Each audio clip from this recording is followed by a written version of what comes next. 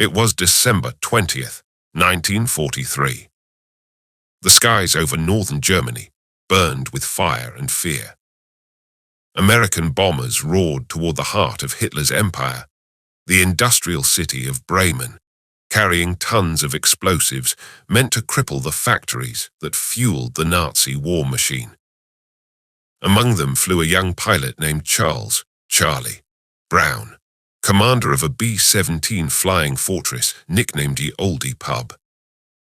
It was his very first mission. He was just 21 years old. Brown wasn't a war-hardened ace. He was a kid from West Virginia who joined the Army Air Forces out of duty and hope. His crew, 10 men in all, were equally green. They'd trained together, laughed together, and now they were flying into the deadliest airspace in Europe. At 27,000 feet, the air outside was colder than ice. The wind screamed through bullet holes from anti-aircraft fire. The roar of the 4 engines mixed with the sharp metallic scent of oil and cordite. The target was ahead, Bremen's factories, but so were hundreds of German fighters waiting like wolves in the clouds. The formation tightened. 50, maybe 60 B-17s, all lined up in box formation. Each plane's life depended on the next. The lead navigator called the turn to bomb run. Below them, black puffs of flak erupted from German anti-aircraft guns. Each explosion shook the bomber like a giant hammer blow. Brown's voice crackled through the intercom. "Stay sharp, boys, stay on target." Then it happened. A shell burst directly beneath the B-17's nose. The force threw the plane upward. Metal screamed. The plexiglass shattered.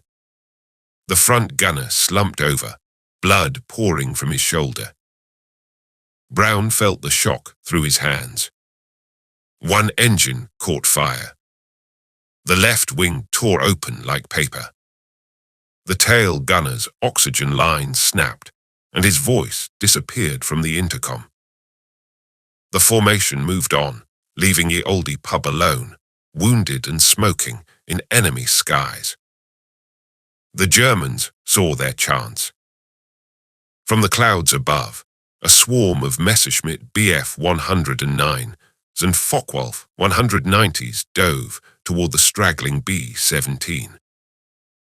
"Bandits, 6 o'clock low," the waist gunner shouted. Brown's crew opened fire. Tracers arced through the frozen sky. The air filled with smoke and shrapnel. 2 German fighters went down. But the others pressed in, relentless. Cannon shells tore through the fuselage.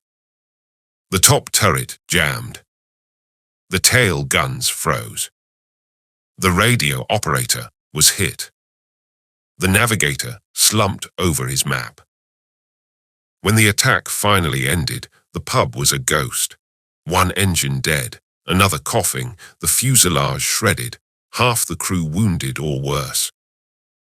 They were 250 miles from safety, over the heart of Germany. Inside the cockpit, Charlie Brown's gloved hands shook. His co-pilot, Al Sadok, had passed out from blood loss. The windshield was spiderwebbed with cracks. Frost had formed on the controls.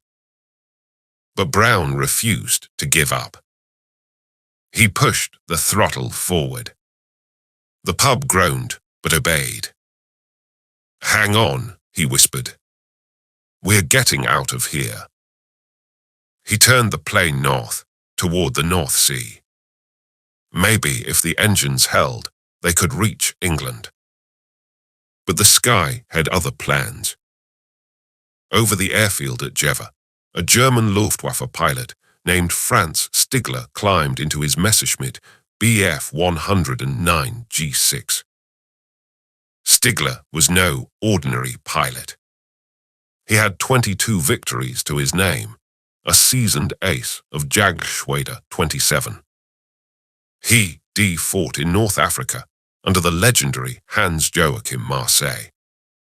He'd watched his comrades die in flames, and he'd come to understand both the thrill and the horror of air combat. When the alarm sounded that day, enemy bomber approaching, he didn't hesitate. He throttled up and climbed into the clouds. The ground fell away. The cold bit into his face. Soon, at 20,000 feet, he spotted it. A lone B-17, barely flying, trailing smoke and fuel, wobbling like a dying bird. Stigler's eyes narrowed. Through his canopy, he could see the gaping holes in the bomber's fuselage. He saw the rear gunner's position, the guns hanging limp. He saw blood frozen along the tail. Any other pilot might have finished it off instantly, but Stigler hesitated. He remembered the words of his commanding officer, Gustav Rödel. "You fight with honor. You shoot only when your enemy fights back. You are a fighter pilot, not a murderer." Still, he moved closer. He needed to be sure.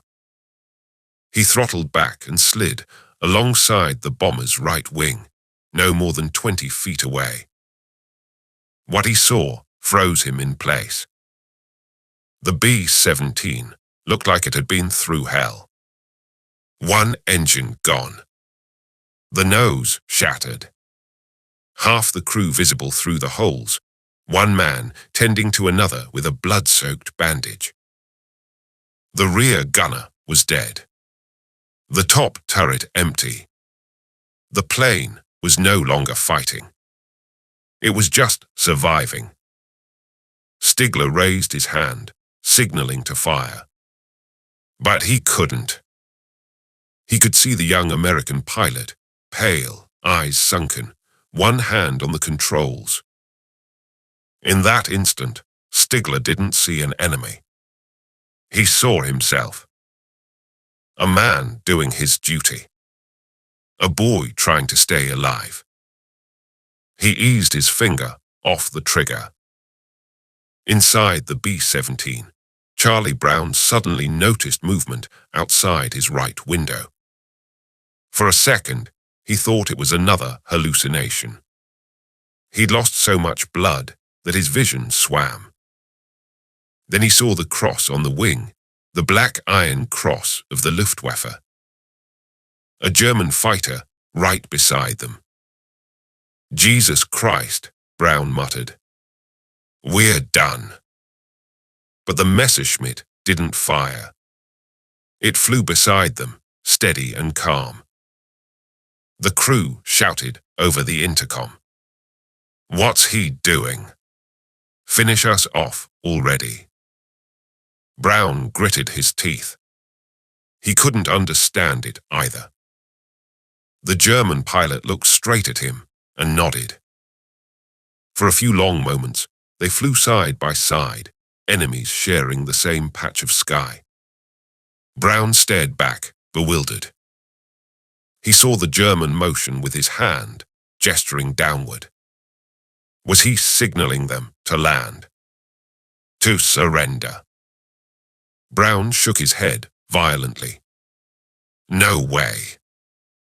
He kept flying toward the coast. To his surprise, the German didn't leave.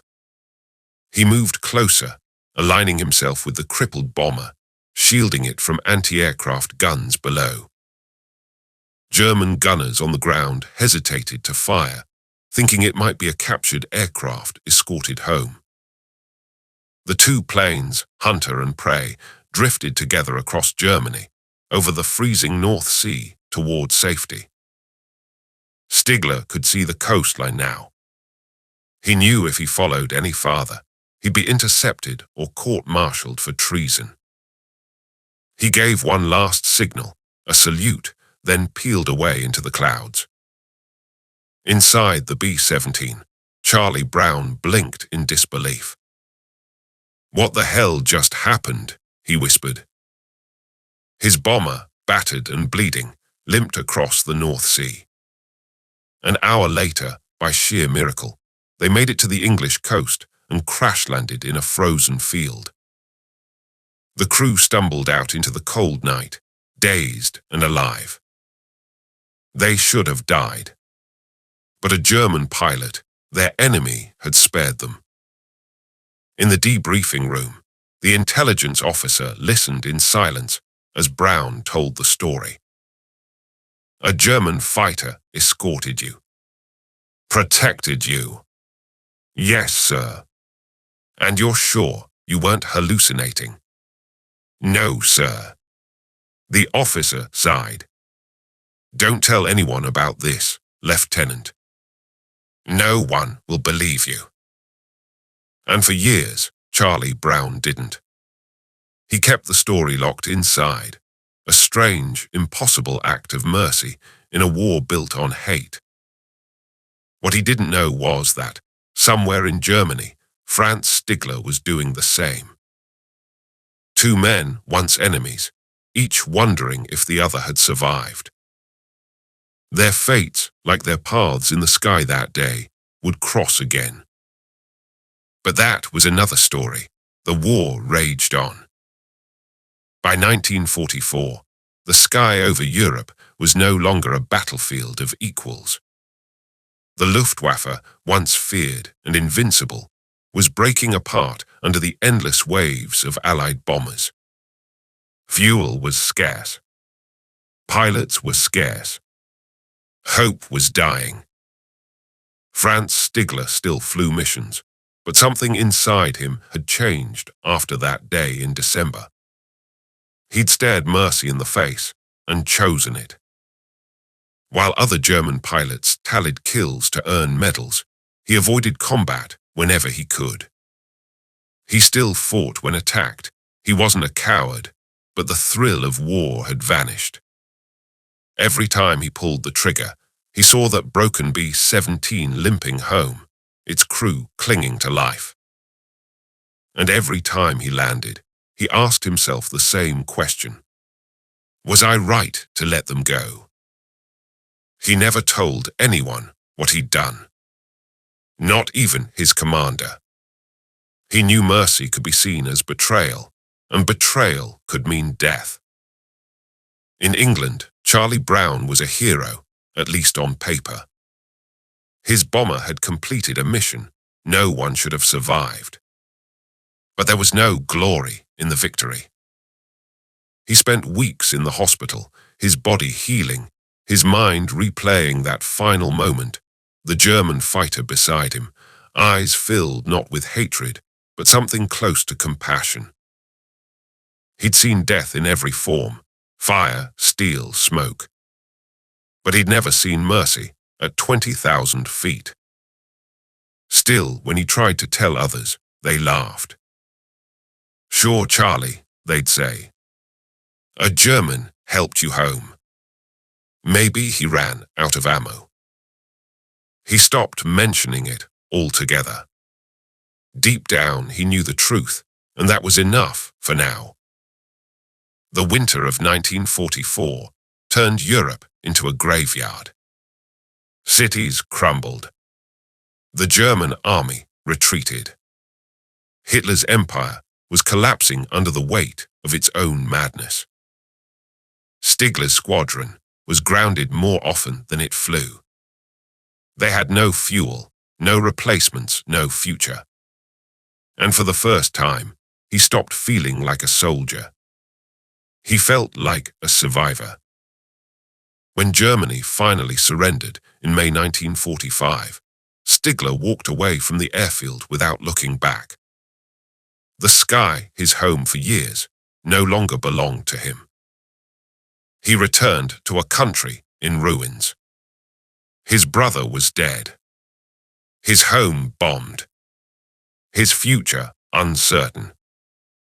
Like so many Germans, he carried the invisible wounds of a war that had consumed his youth and stolen his soul.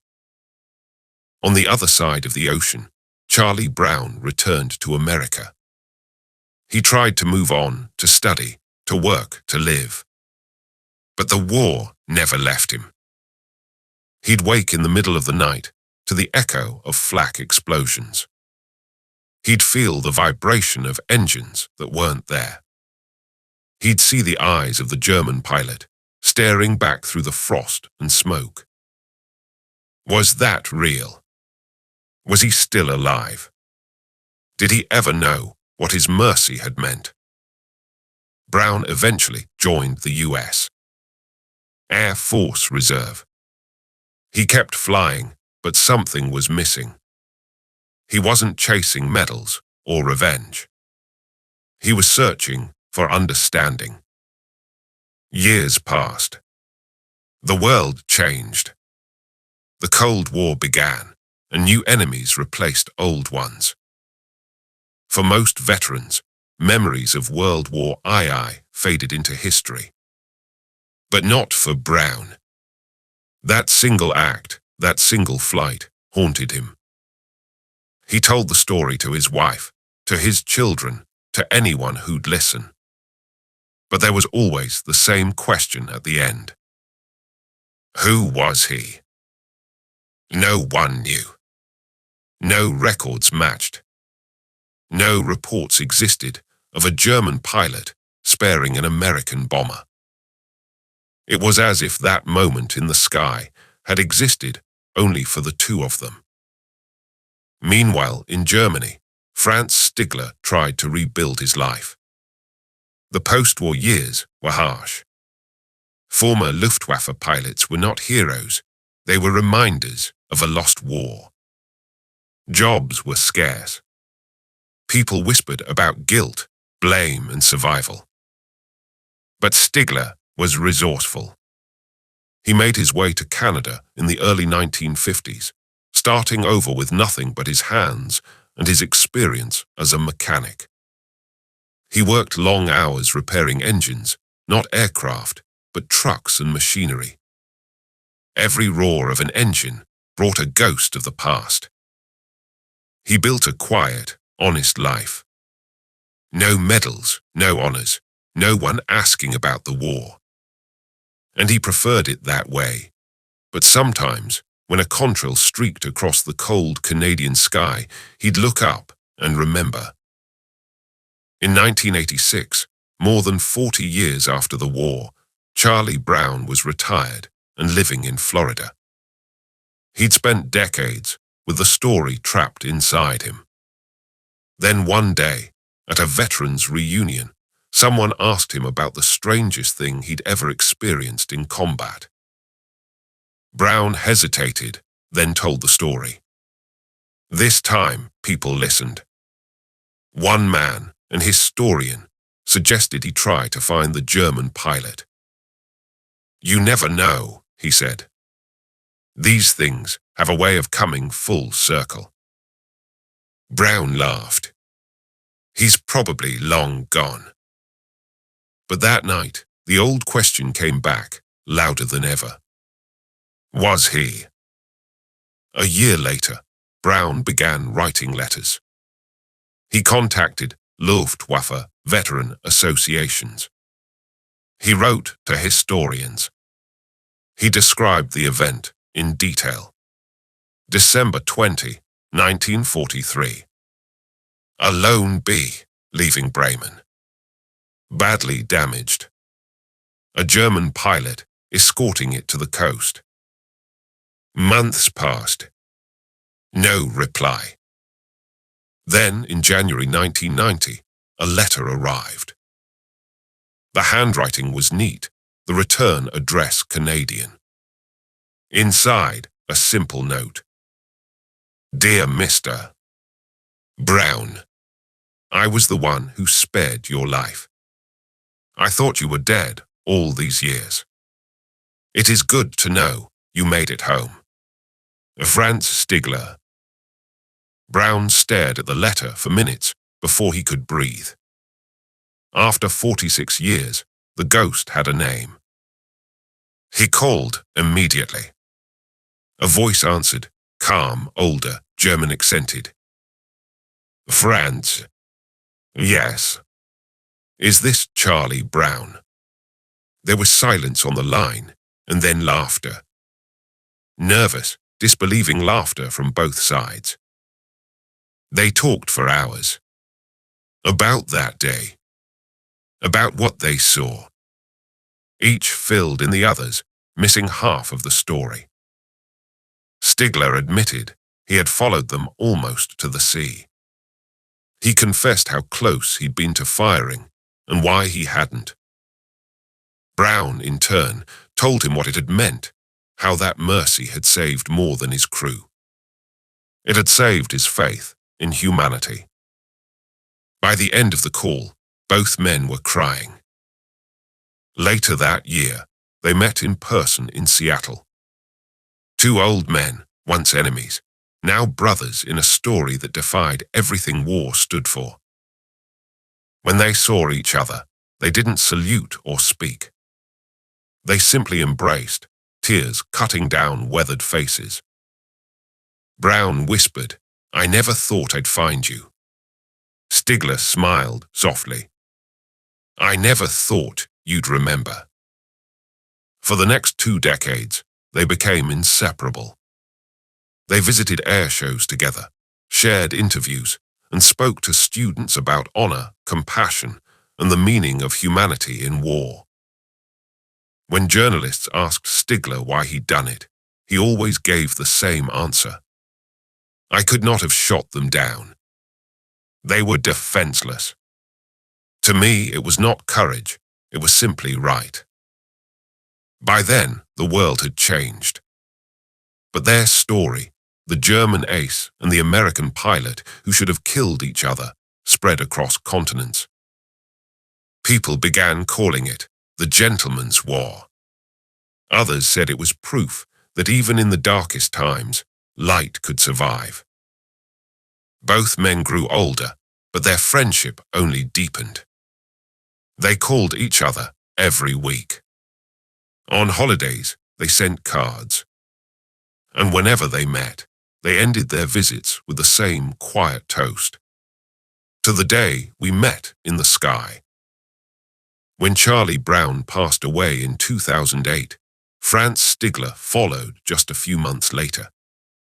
Their families buried them in their respective countries, but their bond remained immortalized in one shared line, engraved in both their obituaries. Their friendship lasted until the end, born from mercy in the sky above war. High above northern Germany, the sky was a battlefield, a place where steel and fire decided the fate of men. But on that frozen December morning in 1943, something extraordinary happened. A battle that should have ended in death turned into something no one could explain. The B-17 flying fortress, Ye Olde Pub, was a ruin limping through the air. Inside, it looked more like a coffin than an aircraft. The smell of blood, burned metal, and oil mixed with the sharp sting of oxygen masks and gunpowder. Charlie Brown's hands trembled on the controls. He could barely see through the shattered glass. Every few seconds, the bomber shook violently, one engine dead, another coughing black smoke. The instrument dials flickered uselessly. His co-pilot, Al Sadok, drifted in and out of consciousness, a crimson stain darkening his flight jacket. In the rear, the tail gunner, Hugh Eckenrode, was gone, killed instantly by cannon fire. The navigator, Al Dock, sat pale and bleeding, pressing a rag against a shrapnel wound that refused to stop. The intercom crackled weakly. "Charlie, Charlie, are we still flying?" "Barely." He could feel the bomber's heartbeat slowing, one thud at a time. Below them, the land was a white wasteland. Frozen rivers. Dead trees. Towns scarred by bomb craters. And somewhere out there, German radar screens were lighting up, a lone bomber on their scopes, an easy target. In a small Luftwaffe airfield not far from Bremen, Franz Stigler stood beside his Messerschmitt Bf-109 G6. He had just returned from a mission when the sirens wailed again. Another American bomber, they said, limping home. Easy prey. A chance for another victory. Stigler climbed into his cockpit and took off.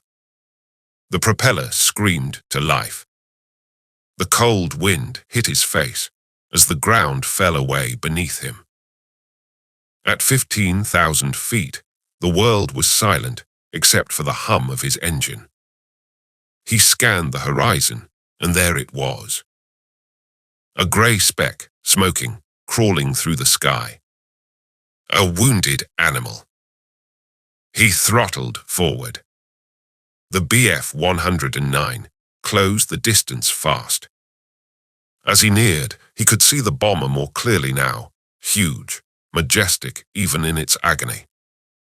The B-17's wings were riddled with holes, its tail shredded. One engine hung useless, leaking oil. He flew closer. Through his gun sight, he could see the American markings. The great white star on the side of the fuselage. The open hatches. It was barely flying. One pull of the trigger, and it would fall like a stone. He lined up his shot. Finger on the trigger. But then something inside him stopped him cold. The rear gunner's position was open. The glass shattered. The twin Browning .50 cals were motionless. No one inside moved. He eased off the trigger and came closer, curiosity overtaking instinct. When he reached the bomber's flank, just meters away, he could see inside. And what he saw took his breath away. The nose gunner was slumped over, blood frozen around his collar. The waist gunners were tending to the wounded, one pressing a bandage against another's leg. The co-pilot's head rested against the glass, eyes half closed. And in the cockpit, a young man, his face pale as snow, gripping the control yoke with trembling hands. A boy, really. Stigler was 28. The American couldn't have been more than 21. He remembered his commander's words, the code of honor that had been drilled into him since flight school. A fighter pilot protects his opponent if he is defenseless. That is what separates us from murderers. Franz Stigler took a long breath. He pulled his plane alongside the bomber, close enough to see the shock on the American's face. Inside the B-17, chaos turned to confusion. Jesus Christ, the top turret gunner yelled. It's a 109. He's right next to us. Why isn't he shooting? Brown didn't answer. He just stared at the German pilot, frozen, not with fear but disbelief. The two aircraft were now flying wing to wing, enemies close enough to touch. Through the glass, Stigler raised his hand. He pointed toward the ground, signaling for them to land. Brown shook his head violently. No chance. Landing in enemy territory meant capture, or worse. Stigler sighed and tried again, mouthing words through his canopy. Sweden. Sweden. Neutral ground. Safety. Brown didn't understand, or maybe he didn't care. He held his course toward the North Sea, toward home. And then something happened that neither man could have predicted. The B-17 began to roll slightly, its damaged wing dropping.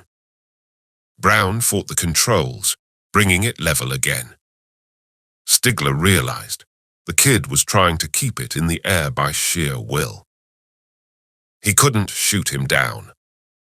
Not like this. Below, German anti-aircraft batteries saw the strange sight, a lone bee, flying alongside one of their own fighters. The gunners hesitated. They didn't know what to make of it. "Don't shoot," one officer yelled. "It could be one of ours escorting a captured plane." Stigler knew he was taking a risk.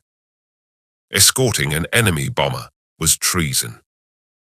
If anyone reported him, it would mean court-martial or execution. But he didn't care. He kept flying beside the American, gesturing with his hand, steadying, guiding, shielding. Inside the bomber, Charlie Brown finally realized what was happening. The German wasn't hunting them. He was protecting them. The wounded crew stared in silence. A few began to cry, not from fear, but from the realization that they might live. Brown wanted to say something, to thank him somehow. But how do you thank your enemy? He just nodded, raising his hand slightly from the control yoke, a wordless salute. They flew like that for what felt like hours, though it was only minutes. Two planes from opposite sides of the war, locked together by an invisible bond. The coast appeared ahead, the North Sea glittering under the winter sun. Stigler knew this was the end. He couldn't follow any farther. If the Luftwaffe radar picked him up flying over water, he'd be shot down by his own side. He throttled back, glided closer to the bomber's nose, and looked through the cracked glass one last time. Brown's face was streaked with blood, exhaustion, and disbelief. Stigler gave a small salute, a gesture older than the war itself. Then, slowly, he turned his plane away and climbed into the clouds. Inside the bomber, the silence was deafening. Brown didn't move. No one spoke. Finally, the engineer broke the stillness. "What just happened, sir?" Brown's voice was hoarse. "An angel in a Messerschmitt." Hours later, the B-17 crossed the English coast and crash-landed on a snowy field in Norfolk. Every wheel collapsed on impact, but the fuselage held.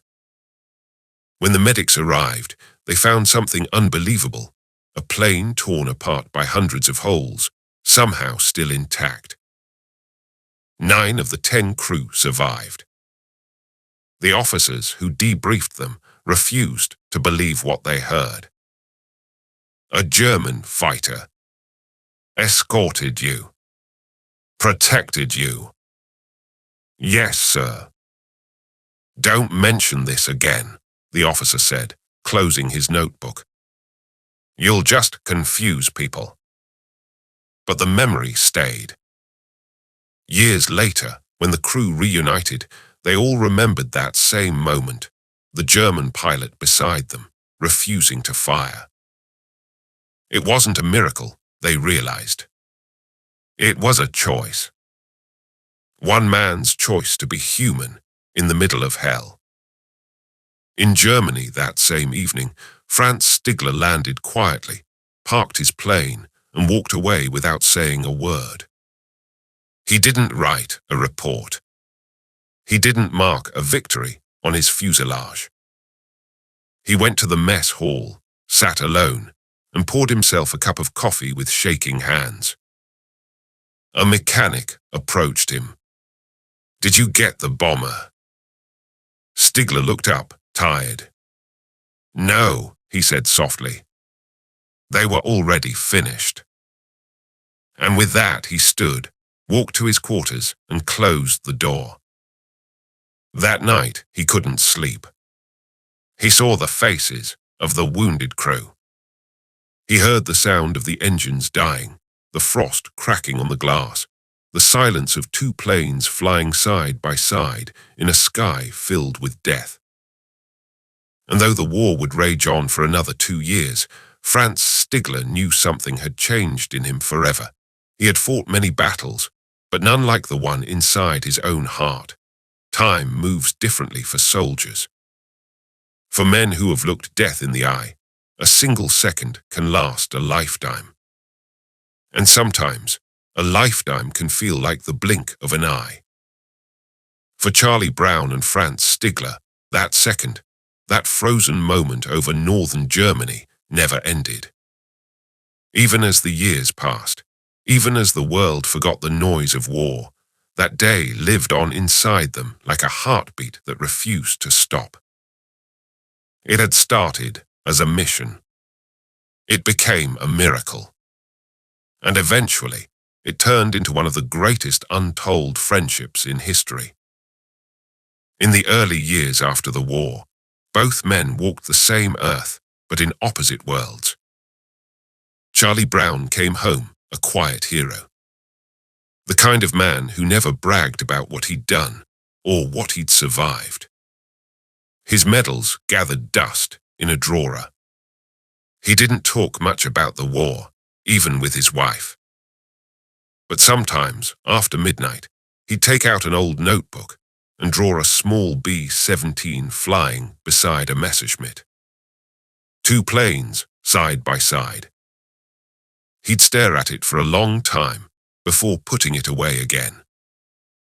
It wasn't guilt. It wasn't fear.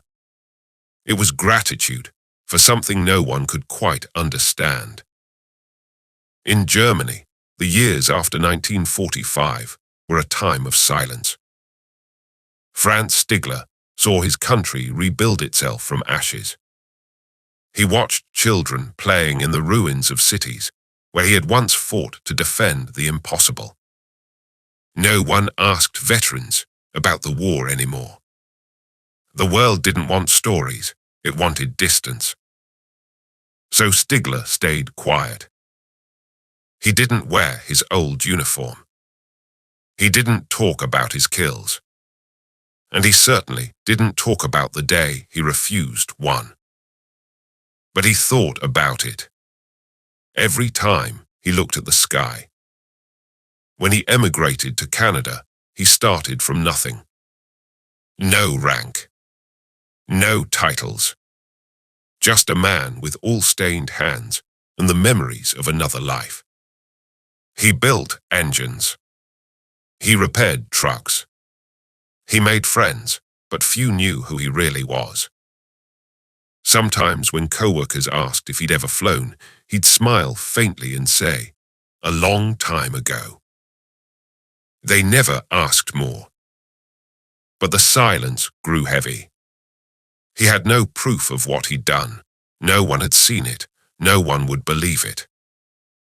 For him, mercy had no witness.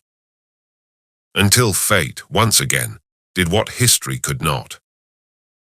In 1990, nearly half a century after that flight, Charlie Brown's letter crossed the ocean. And for the first time, Franz Stigler felt the weight lift off his shoulders. He wasn't crazy. He wasn't forgotten. The boy he had spared was alive and still remembered him. When they finally met in Seattle, the years melted away. Two old men, both grey, both trembling, both crying before a word was spoken. Brown stepped forward first. "You're the one, aren't you?" Stigler nodded. "I never thought I'd see you again." They hugged like brothers, not soldiers. That meeting didn't just reunite two men. It rewrote history. The news spread across the world. The German pilot who refused to kill became a symbol of humanity in a time when humanity had nearly died. Students studied their story in classrooms. Veterans wept watching interviews. Even military officers called it the truest example of honor ever recorded in war. But Brown and Stigler didn't see themselves as heroes. When asked why he spared them, Stigler's answer was always simple. I didn't see an enemy. I saw a man trying to do his job just like me. Their friendship became something sacred. They visited schools together. They told young people what war could do to men and what it couldn't take away. Sometimes after talks, students would ask, "Weren't you afraid to disobey orders?" And Stigler would smile. "I was more afraid of losing my soul." Charlie Brown often said that day changed him more than anything else in his life. He'd seen compassion in its purest form, not from a friend, but from the man who was supposed to kill him. That single act shattered the idea that war made monsters. It proved that even when the world demanded hatred, a person could still choose mercy. He once told a reporter, "He could have ended my life in one pull of a trigger. Instead, he gave it back to me. And every day since then, I've tried to be worthy of that gift." In their final years, the two men spoke almost daily. They laughed about everything from old engines to bad coffee. They went to reunions together, visiting air museums, sometimes standing beside restored versions of the planes that once faced each other in the sky. People who saw them together couldn't tell who had been the enemy. They looked like lifelong brothers, finishing each other's sentences, teasing each other about their accents. But when asked about the war, they grew quiet. Stigler once said, "I never wanted to fight Americans. I wanted to protect my country. But that day, protecting my country meant remembering who I was." In 2008, Charlie Brown passed away at age 87. At his funeral, they played the sound of engines, the deep hum of a B-17. Franz Stigler, old and frail, stood by the casket, silent. He didn't give a speech. He just placed his hand on the flag-draped coffin and whispered, "You were my brother." He died 8 months later. When his family went through his belongings, they found a single framed photo on his nightstand, a B-17 flying beside a Messerschmitt. Below it, handwritten in fading ink, "My friend, Charlie Brown. December 20, 1943. Their story didn't end with them. It lived on in every person who heard it. Because it wasn't about aircraft or combat or even war. It was about choice. The choice to be human when everything around you said not to be. When the U.S. Air Force Museum in Dayton, Ohio, displayed their story, they placed a quote from a German veteran underneath the exhibit. It read, "We laughed when we first saw those Americans. Big, clumsy bombers that couldn't turn or fight. But when that German pilot refused to kill, the laughter stopped. For the first time, we saw what real courage looked like. Every war is built on numbers, kills, losses, victories, defeats. But there are no statistics for mercy. No medal for humanity. No logbook for a man who chooses not to shoot. And yet, that choice echoes longer than any bomb ever dropped." Charlie Brown and Franz Stigler proved that in the sky, where hate was supposed to rule, compassion could still fly higher. Sometimes, when historians talk about World War II, they speak of strategy and politics. They count tanks and divisions. They study the rise and fall of nations. But hidden among those endless pages is this one quiet story, a story of two men who refuse to be enemies. It's a reminder that even in humanity's darkest hour, there was still light, burning like a single star over the frozen skies of 1943. And maybe, somewhere beyond the clouds, their two planes still fly. The battered B-17 and the silver Messerschmitt, side by side, carving through the eternal blue. Free from war, free from hate. Forever together in the sky they once shared.